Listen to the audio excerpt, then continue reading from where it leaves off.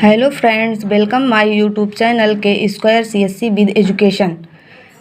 Friend, आज हम आपको एक ऐसा फैक्ट बताने वाले हैं जिसमें हाई स्कूल और इंटर के बच्चों को कॉपी लिखना बहुत ही आसान हो जाएगा और बहुत ही कम समय में वो अपनी पूरी की पूरी कॉपी को भर सकेंगे। तो चलिए, हम आज आपको यही एक फैक्ट बताएंगे और प्लीज़ इसे लास्ट तक देखते रहना। तो यहाँ पे हम सबसे पहले आपको बताएंगे कि जैसे बच्चे क्या करते हैं, अगर कोई क्वेश्चन आ जाता है तो उसको यहाँ पे साइड में लिख देते हैं। साइड में लिखते हैं और फिर उसमें अलग अलग से प्रश्न नंबर ये, प्रश्न नंबर वो, ऐसे करके डालते रहते हैं और पूरा यहाँ पे डालते हैं। यहाँ पे जो एग्ज़ामिनर को देखने में बहुत ही प्रॉब्लम होती है और वो बहुत ही कम वहाँ पे नज़र डालते हैं। तो हम यहाँ पे लिखेंगे, सबसे पहले यहाँ पे ऐसे लिखेंगे और उसके बाद जैसे पूछता है किसी क्वेश्चन पे इतने क्वेश्चन करने हैं तो वो हम सबसे पहले देख लेंगे कि जैसे 5 में से 3 करने हैं, 2 करने हैं, ऐसे करके देखना है हमें। उसके बाद यहाँ पे डालेंगे सबसे पहले प्रश्नोत्तर नंबर 1 का। और जहाँ जैसे ही पूछा गया है कि कामायनी के रचनाकार कौन है, तो हम पूरा ना लिख के केवल उसका राइटर लिखेंगे, जयशंकर प्रसाद। ऐसे ही हम दूसरा देखेंगे। जैसे यहाँ पे पूछा गया है, जैसे प्रश्नोत्तर संख्या 1 के ख में पूछा गया है कि छायावाद के 2 कवियों के नाम लिखिए। तो हम यहाँ पे लिखेंगे छायावाद के 2 कवि। तो छायावाद के 2 कवि, ऐसे कुछ बच्चे होते हैं ऐसे ही लिखते चले जाते हैं बस। तो हम यहाँ पे अगर पॉइंट में लिख देते हैं तो एग्ज़ामिनर को देखने में आसानी होती है और वो तुरंत का तुरंत नंबर दे देता है। तो वहाँ पे हम लिखेंगे छायावाद के 2 कवि। तो पॉइंट में लिखेंगे नंबर 1 सूर्यकांत त्रिपाठी निराला और दूसरा है सुमित्रा नंदन पंत। उसके बाद आइए हम तीसरे पे चलते हैं। यहाँ पे प्रश्नोत्तर संख्या 1 का ग। तो जैसे पूछा गया भारतेंदु काल को किस और काल से मतलब जाना जाता है, या भारतेंदु काल को कोई और काल कहा गया है। तो हम यहाँ पे देखेंगे भारतेंदु काल को नवजागरण काल भी कहा गया है। हमें आ रहा है प्रश्नोत्तर संख्या 2 का गा।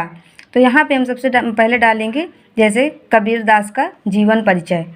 तो प्रश्नोत्तर संख्या डालने के बाद हम डालेंगे जिसका भी हमें आता है उनका डालेंगे जीवन परिचय। उसके बाद हम पूरा यहाँ क्या करेंगे, उनका पूरा बायोडाटा लिखेंगे, जन्म, नाम, जन्मभूमि, माता पिता, पत्नी।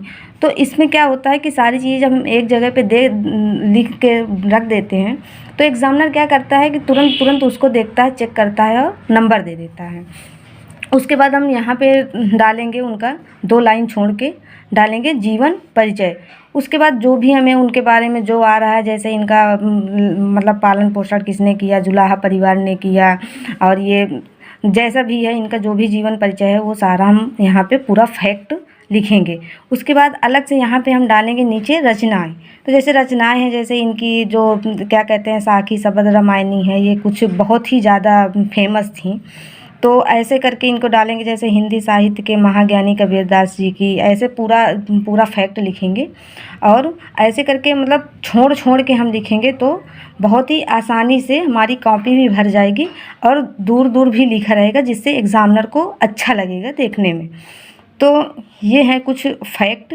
उसके बाद हम चलते हैं प्रश्न नंबर 3 पर। देखते हैं प्रश्नोत्तर संख्या 3 का। इसमें निबंध पूछा गया है। जैसे बहुत सारे निबंध पूछे जाते हैं, जैसे होली पे है, बेरोजगारी पे है, जनसंख्या पे है और पर्यावरण पे। तो यहाँ पे हम पर्यावरण पे लिखेंगे और सबसे पहले हम यहाँ पे लिखेंगे रूपरेखा इसकी, क्योंकि रूपरेखा बहुत ही कंपलसरी कर दिया गया है। तो ये भी बोल दिया गया है कि बच्चों को इसके लिए 2 नंबर अलग से दिए जाएंगे। तो हम यहाँ सबसे पहले लिखेंगे प्रस्तावना, फिर लिखेंगे विश्व पर्यावरण दिवस, 3rd पॉइंट पर्यावरण का महत्व, 4th पॉइंट पर्यावरण का हमारे जीवन पर प्रभाव, पर्यावरण के अभाव में जीवन की परिकल्पना, पर्यावरण के प्रति हमारी जिम्मेदारी, एंड लास्ट में हम निष्कर्ष लिखेंगे। निष्कर्ष लिखना बहुत ही कंपलसरी है क्योंकि ये पूरे निबंध का निचोड़ होता है, इसलिए निष्कर्ष ज़रूर लिखें। उसके बाद हम एक एक करके यहाँ पे अपनी हेडिंग डालेंगे और उसके बारे में लिखेंगे। जैसे सबसे पहले यहाँ पे हम डालेंगे, यहाँ पे साइड में हम डालेंगे 1 नंबर और यहाँ पे डालेंगे हम प्रस्तावना। यहाँ पे लिखेंगे जैसे पर्यावरण उन सभी भौतिक, रासायनिक एवं जैविक कारकों की समष्टिगत एक इकाई है जो किसी जीवधारी अथवा परितंत्री आबादी को प्रभावित करते हैं। तो जिसके बारे में आप लिखने जा रहे हैं तो सबसे पहले प्रस्तावना में हम वो फैक्ट लिखेंगे कि हम किस चीज़ के बारे में लिखने जा रहे हैं। उसके बाद हम यहाँ पे चलते हैं, फिर इसकी दूसरी हेडिंग है डालेंगे हम विश्व पर्यावरण दिवस। तो विश्व पर्यावरण दिवस जैसे कि हम सभी जानते हैं कि विश्व पर्यावरण दिवस 5 जून को मनाया जाता है। तो इसकी शुरुआत वगैरह जो भी आपको इसके बारे में आ रहा है वो सारा कुछ यहाँ पे लिखना है, और फिर 2 या 3 लाइन छोड़ के यहाँ पे डालना है पर्यावरण का महत्व। तो ये सभी हेडिंग हम ऐसे ही करना है, जो हमें आ रहा है तो वहाँ पे वो फैक्ट लिखेंगे, उसके बाद 2-3 लाइन छोड़ के फिर दूसरी, तीसरी, चौथी ऐसे ही हेडिंग हम डालेंगे। उसके बाद सबसे लास्ट में हम लिखेंगे निष्कर्ष, और निष्कर्ष ज़्यादा बड़ा ना करें, निष्कर्ष में कोशिश करें कि 4 से 5 लाइन ही लिखें, लेकिन वो पूरे लिखें ज़रूर, क्योंकि वो पूरे निबंध का निचोड़ होता है। अब हम आपको बताने जा रहे हैं दूसरी ट्रिक, जिसमें क्या है कि हम फैक्ट को पॉइंट में लिखेंगे, और उसमें क्या होता है कि कम समय में काफ़ी हमारी अट्रैक्टिव दिखती है और हम पूरे के पूरे क्वेश्चन मैनेज कर लेते हैं। तो यहाँ पे देखते हैं, जैसे है यहाँ पे प्रश्नोत्तर संख्या 4।